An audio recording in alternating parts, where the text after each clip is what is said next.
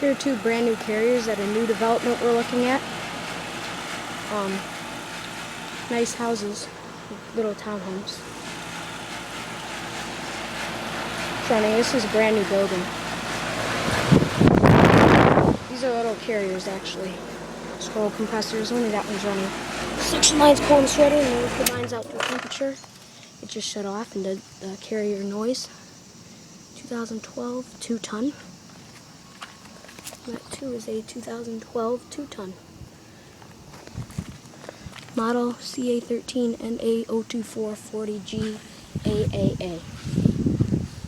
There's another one. Most of the houses here, a lot of them had like 3 and 4 tons, but now these have 2. What one does is one does that one does that one, but a lot of them have dual zone also. It's a luxury townhome development.